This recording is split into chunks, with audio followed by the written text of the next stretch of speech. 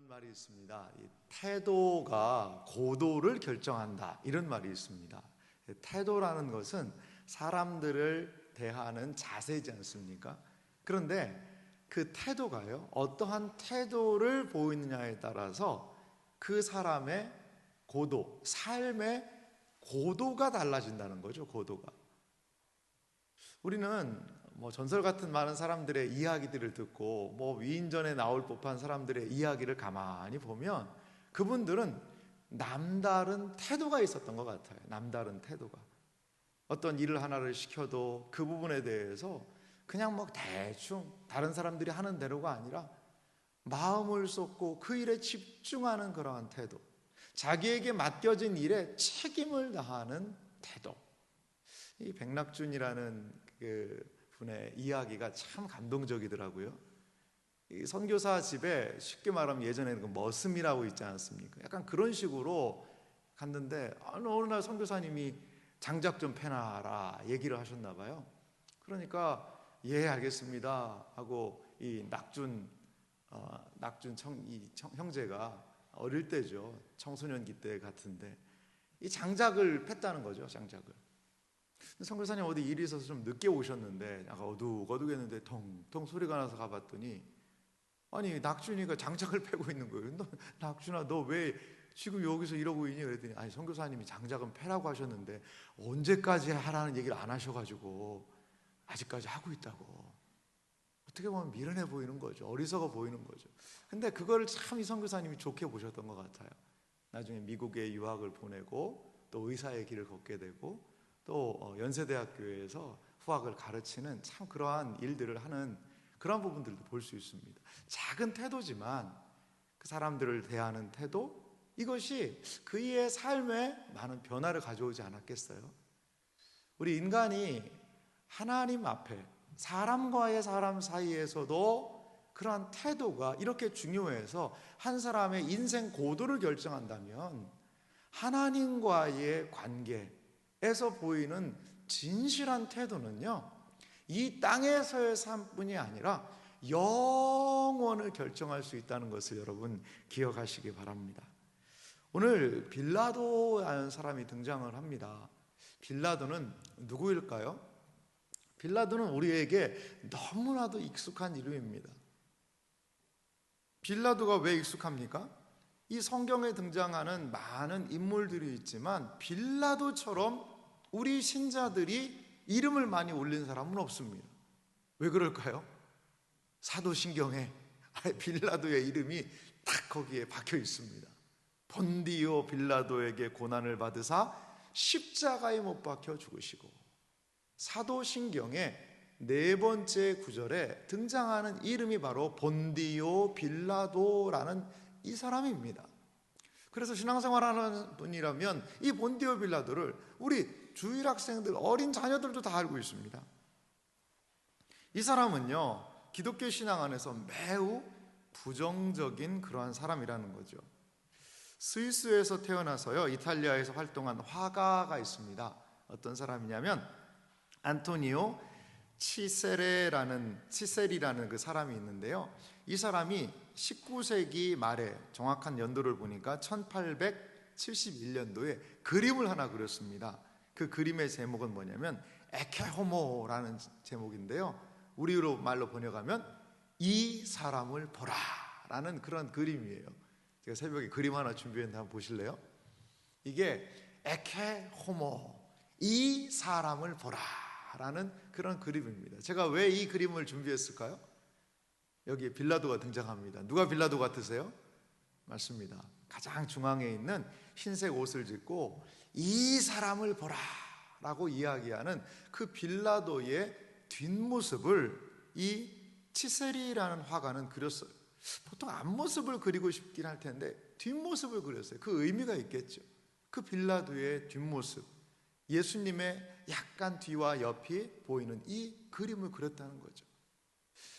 빌라도는요, 이렇게 예수님의 죽음에 가장 결정적인 영향을 미친 사람, 저 모임을, 저 어떻게 보면 법정을 주관하는 최고의 권위자로서 거기에 서 있고, 이 치세리는 그것을 그림으로 표현하고 있습니다. 본디오 빌라도에 대해서 좀 살펴보면은요, 이 사람은 로마 사람이겠죠. 로마 사람이었고요.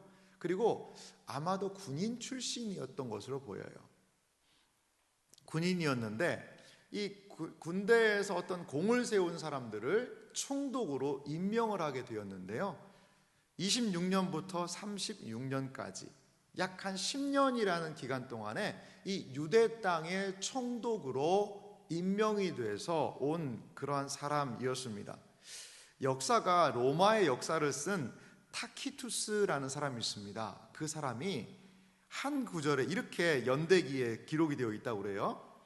티베리우스 황제 시절 예수라는 사람이 폰티우스 필라투스, 이건 본디오 빌라도로 얘기하는데요, 이렇게 처형당했다라는 대목이 이 로마의 역사인 타키투스가 쓴 연대기라는 이 로마 역사에 한 줄이 등장을 합니다.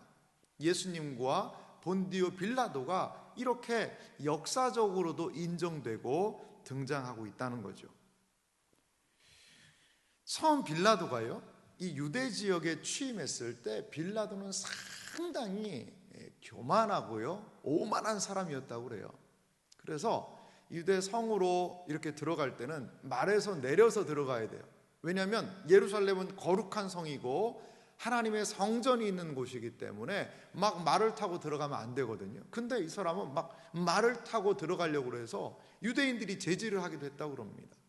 그리고 황제의 얼굴이 새겨진, 형상이 새겨진 그 깃발을 막 가지고 들어오려고 그러니까 유대인들은 우상 숭배하는 것을 금지하지 않습니까? 유대인들이 결사적으로 반대해서, 근데도 이 사람이 끝까지 관철시키는 거예요. 한 6일 동안 고집을 피워가지고 그 황제의 얼굴이 새겨진 깃발을 들고 예루살렘에 들어가기도 하고요.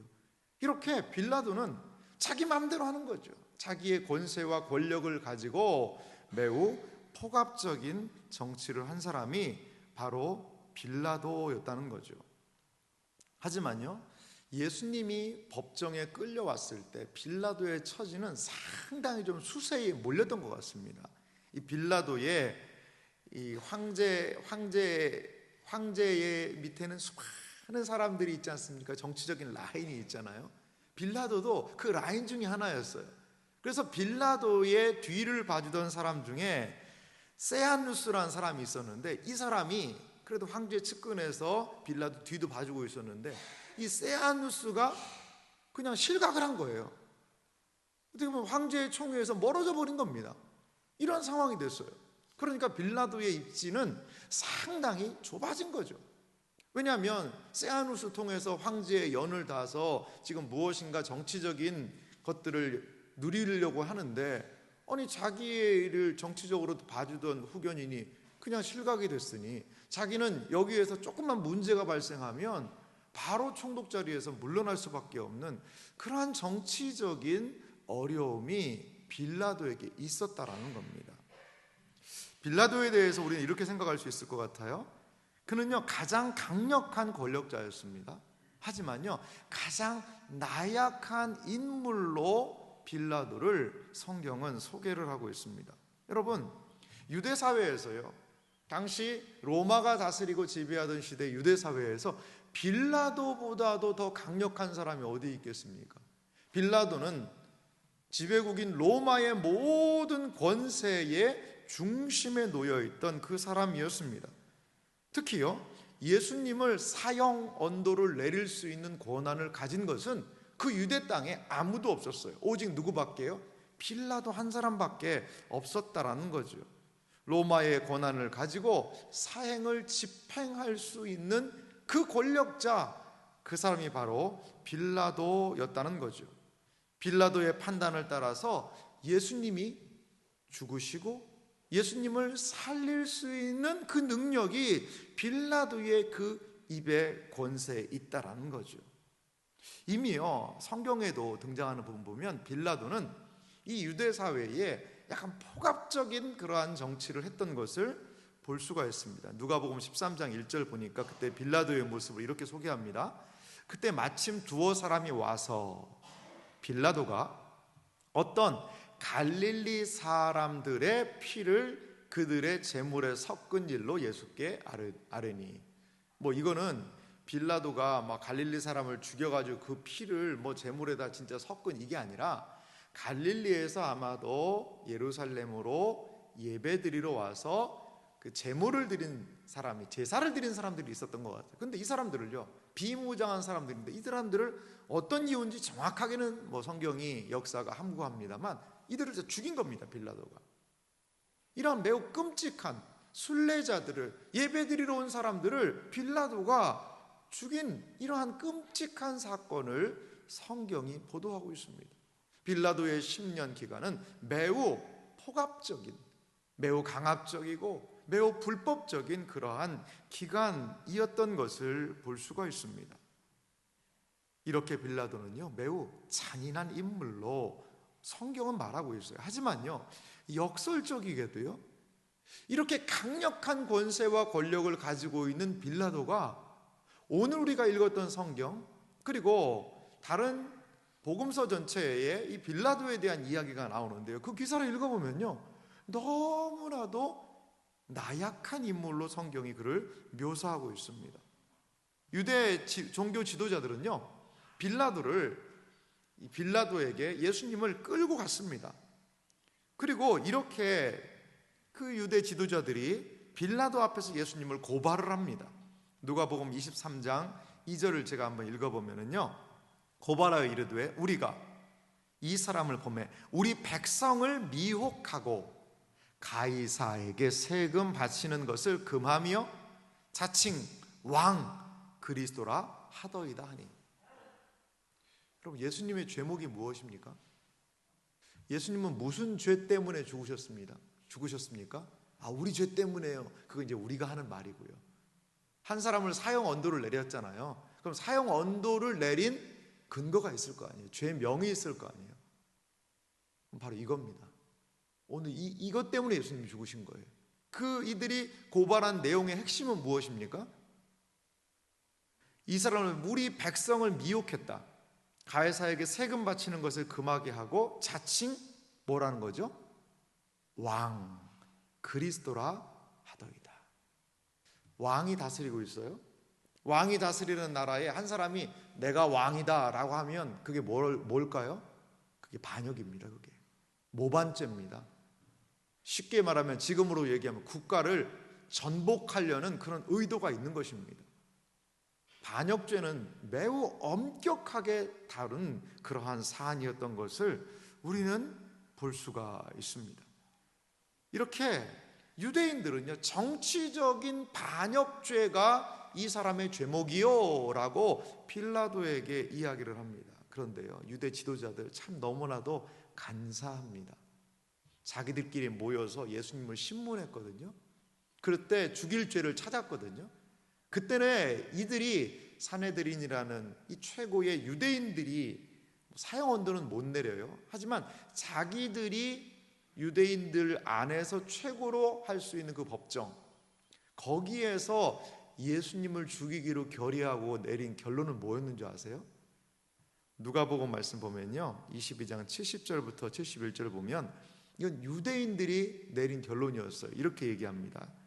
다 이르되 그러면 내가 하나님의 아들이냐? 대답하시되 너희가 내가 그라고 말하였느니라. 자, 물어보는 거죠. 뭐라고요? 네가 하나님의 아들이냐? 네가 하나님의 아들이냐라고 물어봤어요. 그러니까 대답하시되 너희가 내가 그라고 말하고 있느니라. 참 애매한 대답이죠. 그런데 이 유대인 종교 지도자들이 물어본 거예요. 네가 하나님 아들이냐? 하나님 아들이라는 것은 무슨 하나님이 아들 낳고 이게 아니라 네가 하나님이냐는 뜻이에요. 하나님의 아들이라는 것은 네가 하나님이냐라고 물어본 거예요, 예수님한테. 그러니까 유대인들은 내가 볼 때 너는 분명히 사람인데, 갈릴리에서 네 부모가 있고 하는 너는 사람인데 너를 하나님이라고 생각하니? 라고 물어보는 겁니다. 그러니까 너희들이 그렇게 말하고 있지 않느냐라고 얘기를 하세요. 그러자 71절에 그들이 이렇게 반응하죠. 그들이 이르되 어찌 더 증거를 요구하리요? 우리가 친히 그 입에서 들었노라 하더라. 유대인들이 예수님을 죽여야 된다고 결정한 결정적인 이유는 바로 이겁니다. 무엇입니까? 신성모독죄라는 거죠. 신성모독죄라는 거죠. 어떻게 인간이 자기를 하나님이라고 하냐? 너 죽어야 된다. 근데요, 이러한 이야기가, 이 종교적인 문제가 로마 법정에서 통할까요? 교묘히 그렇기 때문에 이들은 그 내용을 바꿔치기 한 겁니다. 빌라도 앞에서는 이 사람이 자기를 왕이라고 합니다 라고 이야기하면서 예수님에 대하여서 죄를 뒤집어 씌우고 있다는 것이죠. 빌라도도 그래서 이들이 그렇게 예수님에 대하여서 분명하게 이야기를 하고 고발을 하자 신문을 합니다. 내가 유대인의 왕이냐라고 물어보니까 예수님은 뭐라고 얘기하시냐면 네 말이 옳도다. 근데 뭔가 이상해요. 빌라도가 보기에. 빌라도가 그래도 약간의 폭압적인 인물이고 자기 맘대로 하려는 그러한 사람이고 하지만 잔인한 인물이긴 했지만 그에게도 지혜는 있었습니다. 지혜는 있었어요. 분별할 수 있는 능력은 있었어요. 아무리 예수를 바라봐도 이 사람이 국가를 모반하고 그리고 반역죄를 일으키고 할 그런 인물은 아닌 것 같아요. 예수가 잡혔다면 그 자기의 왕이 잡혔으니까 그 왕의 군대가 막 공격을 하고 시위를 하고 난리를 펼 텐데 조용해요. 백성들이. 이 사람 왕 아닌 것 같은데? 라고 그는 심중에 생각을 합니다. 그래서 빌라도는 이렇게 1차 결론을 내렸어요. 누가복음 22장 4절입니다. 빌라도가 대제사장들과 무리에게 이르되 내가 보니 이 사람에게 죄가 없도다. 빌라도는 직감할 수 있었습니다. 이거 죄인 아니다. 이거는 그렇게 죽일 죄를 저지르지는 않았다라고 그는 생각했습니다. 하지만 백성들과 그리고 이 종교 대제사장, 종교 지도자들은요 끊임없이 빌라도를 압박을 하고 있습니다. 그래서 요한복음 19장 12절에 보니까 이렇게 빌라도를 압박을 합니다. 이러함으로 빌라도가 예수를 놓으려고 힘썼으나 유대인들이 소리질러 이르되 이 사람을 놓으면 가이사의 충신이 아니니이다. 무릇 자기를 왕이라 하는 자는 가이사를 반역하는 것이니이다. 이 사람 놓아주면 자기가 왕이라고 그랬는데 그럼 가이사를 반역하는 거 아니냐? 당신은 가이사를 황제를 섬기는 사람이어야 되는데 황제의 충신이 그럼 아닌 거다라고 이 빌라도를 정치적으로요 지금 압박을 하고 있는 것입니다. 그렇죠. 지금 빌라도를 정치적인 후견인도 실각한 상황이요. 만약에 여기에서 소요 사태가 나게 되면 빌라도는 매우 곤혹스러운 상황을 맞이할 수밖에 없는 것, 이것을 유대인들은 간파하고 있었다는 거죠. 군중은요 지속적으로 빌라도를 더 강하게 압박을 합니다. 궁지에 몰린 빌라도는 자신에게 있는 권력, 그 권위를 포기합니다. 그리고 이렇게 말합니다. 마태복음 27장 24절에 보니까요 빌라도가 아무 성과도 없이 도리어 밀란이 나려는 것을 보고 물을 가져다가 무리 앞에서 손을 씻으며 이르되 이 사람의 피에 대하여 나는 무죄하니 너희가 당하라.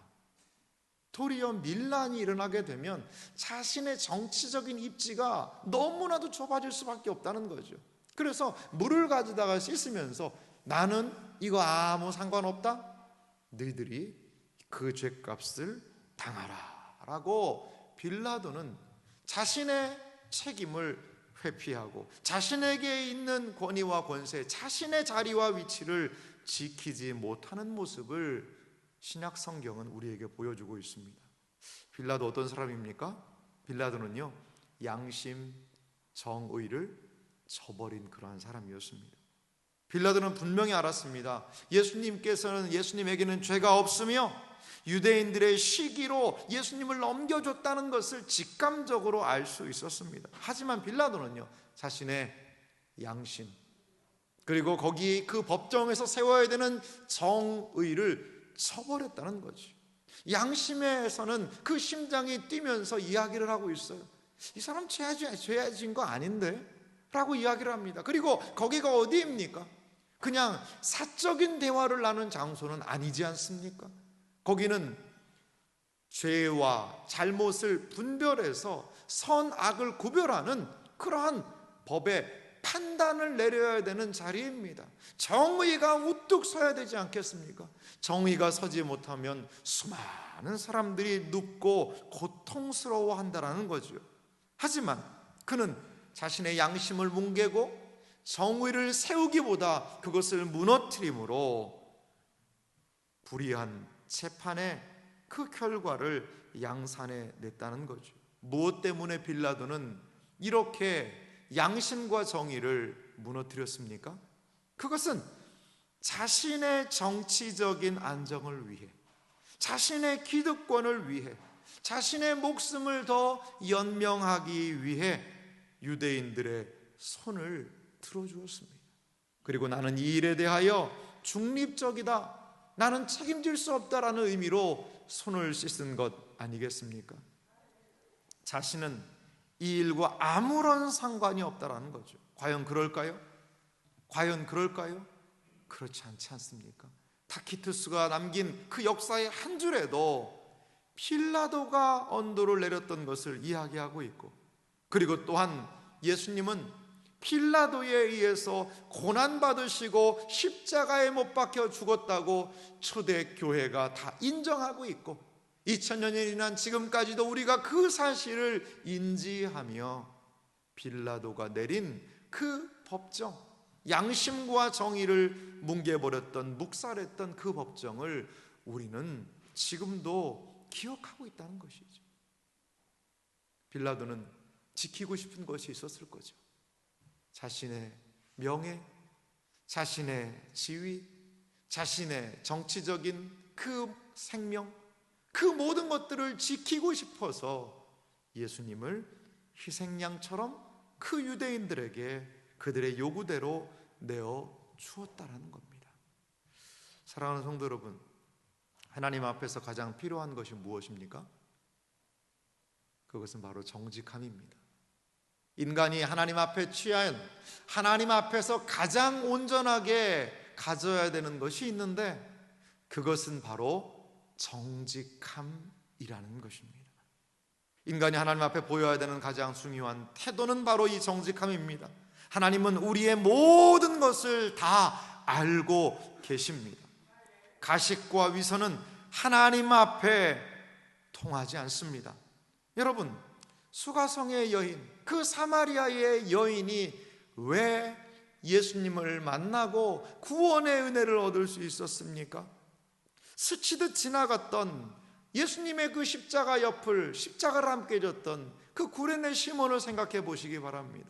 예수님께서 십자가를 지셨을 때 그 한편에 있었던 그 행악자, 그 강도를 기억해 보시기 바랍니다. 이들은 예수님과 가까이 있었어요. 그런데 이들은 어떻게 반응했습니까? 정직함으로 반응했습니다.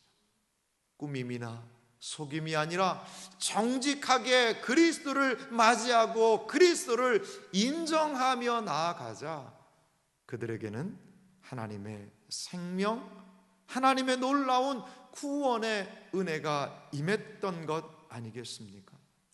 빌라도는 자신의 정치적인 생명 연장, 지역이 시끄러운 밀란이 발생해서 내 입지가 좁아지는 것, 그런 것들이 두려워서 양심의 소리를 저버렸습니다. 주님 앞에서 정직하지 못했습니다. 빌라도는 인생 최고의 기회를 이렇게 날려버리고 말았다라는 것이죠. 이 세상의 모든 것 내려놓을 때가 있습니다. 아니, 내려놓아야 합니다. 빌라도도 그 정치적인 것 영원히 할 수 없잖아요. 내려놓아야 되지요. 여러분, 과연 이 세상 끝에 무엇이 남아 있습니까? 이 세상에서 우리가 생각하는 영원한 것이라는 것은 무엇입니까? 우리가 그렇게도 추구하고, 이거는 꼭 있어야 돼, 어머 이건 사야 해, 아니 이것은 꼭 필요해 라고 그렇게 아둥바둥하면서 때로는 양심을 뭉개고 정의를 무너뜨리고 그렇게까지 추구하며 아둥바둥거리며 나아가는 그것은 무엇일까요? 순간의 권세에 의지하여 빌라도는 영원한 구원의 길을 놓치고 말았다라는 겁니다. 고린도후서 4장에 보니까요, 성경은 우리가 어떠한 모습을 보여야 할지를 이렇게 말하고 있습니다. 고린도후서 4장 16절부터 보면은요, 그러므로 우리가 낙심하지 아니하노니 우리의 겉사람은 낡아지나 우리의 속사람은 날로 새로워지도다. 우리의 겉사람, 이 땅에서 누리는 우리의 이 겉사람은 낡아지고 나이도 들고 연약해질 수 있다는 거죠. 하지만 우리의 속사람은 날로 새로워지도다. 17절은 이어서 말합니다. 우리가 잠시 받는 환난에 경한 것이, 우리가 잠시 받는 환난에 경한 가벼운 것이 지극히 크고 영원한 영광에 중한 것을, 무거운 것을 우리에게 이루게 함이니. 이 세상에서 받는 환난은 경한 것이다, 가벼운 것이다 라고 이야기해요. 하지만 지극히 크고 영원한 영광은 중한 것이다, 무거운 것이다, 더 큰 것이다, 더 엄청난 것이다, 더 위대한 것이다 라고 성경이 말하고 있다라는 것입니다. 18절 말씀 우리 한 목소리로 같이 읽어볼까요? 함께 읽겠습니다. 우리가 주목하는 것은 보이는 것이 아니요 보이지 않는 것이니 보이는 것은 잠깐이요 보이지 않는 것은 영원함이라. 아멘. 사랑하는 성도 여러분, 그렇습니다. 십자가가 보여주는 것은 무엇입니까? 십자가가 우리에게 소개하는 것은 무엇입니까? 우리가 주목하는 것은 보이는 것이 아니라는 겁니다. 보이지 않는 것이라는 겁니다. 보이는 것은 어떻습니까? 잠깐입니다. 이 세상에 빌라도가 그렇게도 놓기 싫어했던 그 권세와 권력, 여러분, 돈, 인기, 건강, 이 세상에서 누리고 싶은 많은 그 모든 것들이 잠깐의 순식간에 지나간다라고 이야기하고 있습니다. 무엇을 보아야 합니까? 무엇을 붙잡아야 합니까? 그것은 보이는 것은 잠깐이요 보이지 않는 것은 영원하다는 것을 붙잡아야 될 줄 믿습니다. 예수님께서는 왜 십자가에 죽으셨습니까? 예수님의 십자가가 우리에게 보여주고 있는 것은 무엇입니까? 십자가 밑에 많은 사람들에게 주님은 이것을 말씀하세요. 이 세상의 모든 것들은 끝이 있고 보이는 것은 잠깐이다. 하지만 보이지 않는 것이 영원하다는 것을 십자가는 우리에게 보여주고 있다라는 것이죠. 그리스도의 만남을 통하여서 그리스도께서 말씀하시는 것이 무엇입니까? 이 세상의 모든 것들은 이렇게도 신속하게 지나가고 있다라는 겁니다. 시어머니가 시집 온 며느리에게, 예전 얘기죠, 이런 얘기했대요. 며느라 인생이 뭔지 아니? 어머님 인생이 뭐예요? 시집 와서 김장 50번 하면 끝나는 게 인생이야. 시집 와가지고 김장 50번 하면 끝나는 게 인생이래요. 그게 인생이래요. 매번 김장은 뭐예요? 내 인생의 끝을 알려주는 게 바로 김장이라는 거예요. 사랑하는 성도 여러분, 우리의 인생의 마지막에 과연 무엇이 남을까요? 아이들이 모래 그 바닷가에서 막 놀잖아요. 모래성도 쌓고 이것도 쌓고 모래성을 쫙 만들어서 연못도 파고 길도 만들고 굴도 뚫고 너무나 신나게 재밌게 놀아요. 그런데 저녁이 돼서 엄마가 부르잖아. 얘 집에 가자 이제. 그럼 어떻게 해야 돼요? 내가 만들어 놓은 나의 왕국, 내 모래성 나 못 갑니다. 아니요, 예 하고 가야 돼요. 그 다음날 그 바닷가 가면 그 모래성 남아있을까요? 흔적도 없습니다. 흔적도 없어요. 아무리 많은 돈을 벌어도, 아무리 높은 권세, 최고의 권세를 가져도 그 모든 것, 그 권세에서 내려올 때가 있고, 그 모든 것들을 남겨놓고 하늘의 부르심에 따라 가야 하는 그날이 있다라는 거죠. 십자가는 무엇입니까? 이것을 죽기 전에 알려주는 것이 아니라 십자가로 우리가 나아갈 때 이 세상의 실체를 보게 한다는 겁니다. 빌라도가 놓친 것, 빌라도가 보지 못한 것을 주님의 십자가는 우리에게 보여주고 있습니다. 사랑하는 성도 여러분, 우리 십자가로 나아갑시다. 하나님 앞에 정직함으로 우리의 양심의 두근거림, 우리의 양심의 그 울림에 따라 하나님 앞에 정직하게 나아갑시다. 수가성의 그 여인처럼 십자가 한편에 있었던 그 강도와 같이, 그리고 예수님과 그 짧은 시간 함께했던 구레네 사람 그 시몬, 그들의 이 모습과도 같이 하나님 앞에 정직함으로 나아갈 때 거기에 생명이 있다는 것을 믿으시기 바랍니다. 거기에 구원이 있다는 것을 믿으시기 바랍니다. 눈에 보이는 것만 붙들고 의지하는 삶이 아니라 십자가를 통과하여 보이는 것은 잠깐이요 보이지 않는 것은 영원하다는 것을 볼 수 있는 믿음의 눈을 소유한 우리 모두가 되기를 주님의 이름으로 축원합니다.